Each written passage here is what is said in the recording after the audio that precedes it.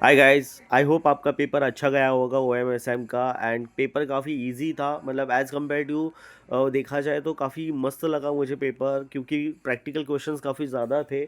And institute ने थोड़ा बहुत पेपर पैटर्न में चेंजेस किए थे, वो पेपर पैटर्न के चेंजेस भी आपने को देखने को मिले यहाँ पे। मॉडल क्वेश्चन पेपर में जैसे चेंजेस थे वैसे ही यहाँ पे भी देखने मिला था। अब देखो, यहाँ पे मैंने एमसीक्यूज़ के आंसर दिए हैं, तो मेरे कुछ कुछ एमसीक्यूज़ के आंसर गलत भी हो सकते हैं, ठीक है। बट मुझे ऐसा लगता है कि ये आंसर सही है मेरी तरफ से। प्रैक्टिकल वाले एमसीक्यूज थोड़ा बहुत इधर उधर हो सकता है, तो वो देख के लेना। तो जैसे कि मैंने यहाँ पे एमसीक्यूज के आंसर दिए हैं, आप आपका चेक करके देख लेना यहाँ पे, ठीक है। तो मैं डिस्क्रिप्टिव पार्ट में चला जाता हूँ डायरेक्टली।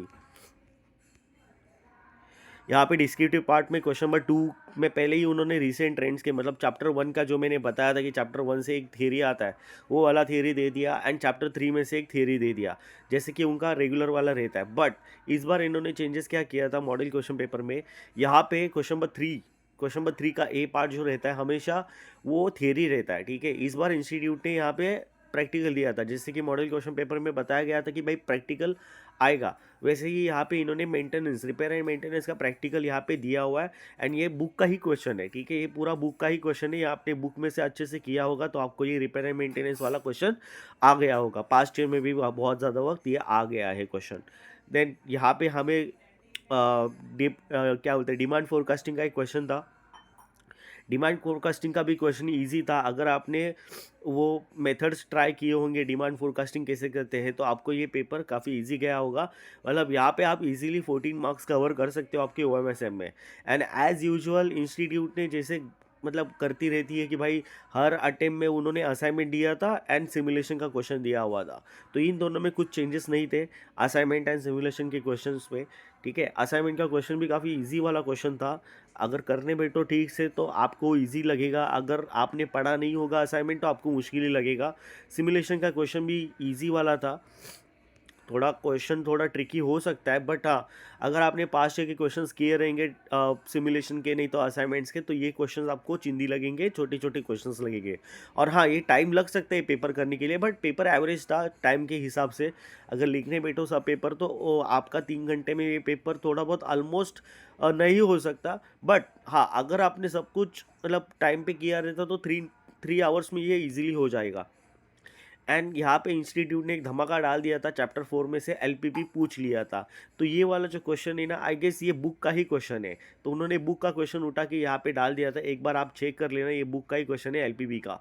एंड एलपीपी के साथ साथ उन्होंने ये वाला क्वेश्चन दिया था जो कि है नेटवर्क डायग्राम का। जैसे कि हमने पेपर पैटर्न डिस्कस किया था, स्ट्रेटेजी डिस्कस की थी, वैसे ही पेपर आया है। और अगर आपने दिसंबर 2024 का पेपर अटेम्प्ट किया रहेगा तो ये सेम टू सेम वैसा ही का वैसा ही क्वेश्चन लेके आया है, ठीक है। सेम टू सेम क्वेश्चन है, थोड़ा बहुत चेंजेस रहेगा बस।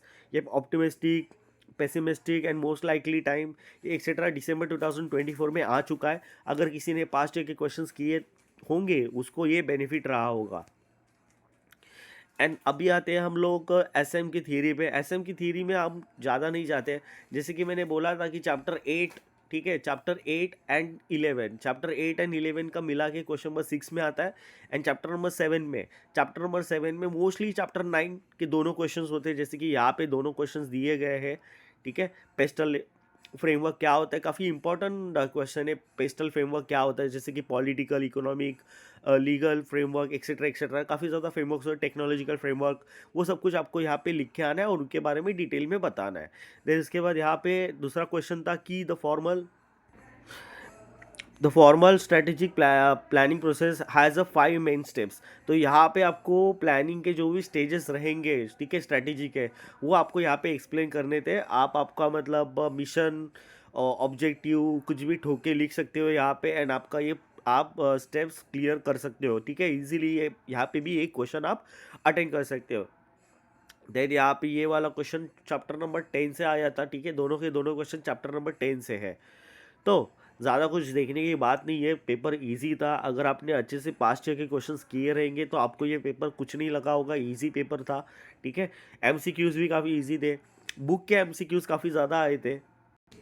बुक के एमसीक्यूज काफ़ी ज़्यादा आए थे। देखो जैसे कि यहाँ पे ये सम स्मार्ट वाला एक एमसीक्यू था, ये strategy which is about how to compete successful in a particular market, ये भी बुक का ही क्वेश्चन है। ठीक है, बुक का क्वेश्चन कहाँ से, फिलिंग द ब्लैंक्स में ये क्वेश्चन है एक्चुअली, बिजनेस स्ट्रैटेजी, तो वहाँ से एक क्वेश्चन आया था। और आपको बता दो एमसीक्यू बैंक में से 5 क्वेश्चन आए थे, मतलब 10 मार्क का एमसीक्यू बैंक में से आया था, बाकी पास्ट ईयर के क्वेश्चन से आए थे। और ये वाला क्वेश्चन भी अगर आपने देखा होगा तो ये वाला क्वेश्चन भी दिसंबर 2024 के अटेम्प्ट में भी आया था, ये ऐसा वाला क्वेश्चन। तो same to same past year के क्वेश्चंस जो भी एमसीक्यूज आपने किए रहेंगे वही आया है। ये चैप्टर 1 से एक एमसीक्यू आया है, सॉरी चैप्टर 1 बोल रहा हूँ, हाँ चैप्टर 1 से एक एमसीक्यू आया है। एंड आईएसओ से एक एमसीक्यू आता ही आता है, डेफिनेटली आता है। जैसे कि हमने डिस्कस किया था कि आईएसओ आपको करके ही जाना है, आईएसओ मतलब बस उसके नाम देख के जाना है, जिससे कि आपके 2 मार्क्स कन्फर्म हो जाएंगे। सो पेपर काफ़ी इजी था, कुछ मुश्किल नहीं लगा मुझे, एमसीक्यूज़ में भी मुश्किल लगा, आराम से आप 30 ले सकते हो। अगर आपको थोड़ा बहुत कॉन्सेप्चुअल नॉलेज होगा तो आप कर सकते हो ये पेपर, ज़्यादा मुश्किल नहीं लगा मुझे। एंड आप बताओ आपको कैसा गया पेपर, एंड मुझे कमेंट सेक्शन में बताना आपका पेपर कैसे गया।